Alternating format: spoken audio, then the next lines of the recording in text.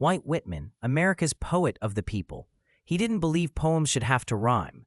Imagine someone who loved the sound of waves breaking on the shore, the chatter of a busy street, and the soft rustle of grass underfoot, and then turned all those sounds into poetry. That person was Walt Whitman. He was born on May 31st, 1819, in West Hills, Long Island, New York, and he grew up to become one of America's most original and influential poets. Whitman grew up in a big family with 8 brothers and sisters. His parents, Walter and Louisa, moved the family from the countryside of Long Island to the busy city of Brooklyn when he was still a boy. Life in a city fascinated him. The ferries crossing the river, the shopkeepers calling out, and the sound of new buildings being raised.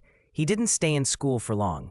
By age 12, he was working at a printing shop, learning how to set letters in ink and press words onto paper. Surrounded by books and newspapers, he began reading everything he could find, such as William Shakespeare, the Bible, and ancient Greek poet Homer, as well as popular writers of the day. He later became a teacher and then a journalist, writing about everyday people and city life. But soon, he wanted to write something bigger, something that captured all of life's experiences. He didn't want to sound like the poets before him who wrote in rhymes and strict patterns. He wanted his poetry to sound free and alive, like real speech and real emotion. In 1855, Whitman took a bold step. He wrote, designed, and printed his own book of poems, Leaves of Grass. No publisher wanted to take the risk, so he did it himself, even setting the type for it at a local print shop. The book was small, with only 12 poems, but it was revolutionary.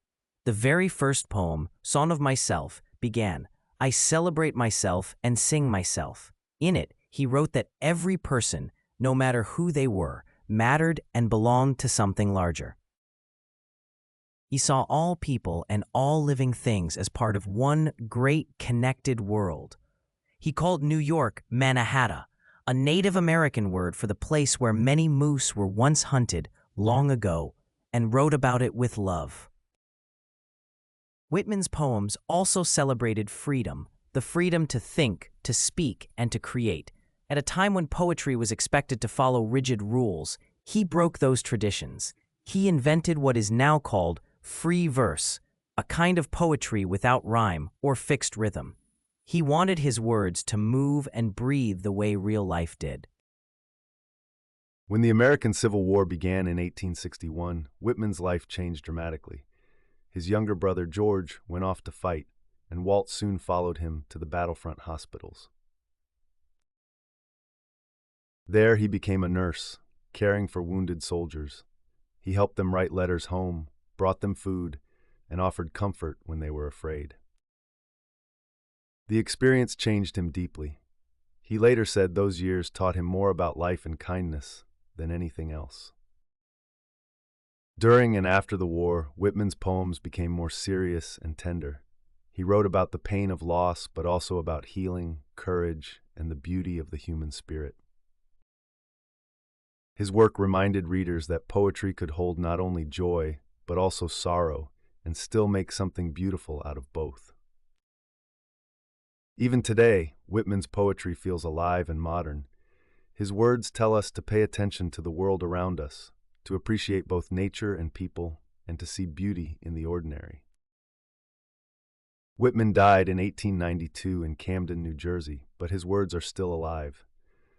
Leaves of Grass grew over the years as he added more poems to it in new editions throughout his life. Readers around the world continue to find his work inspiring because it feels so full of life, hope, and humanity.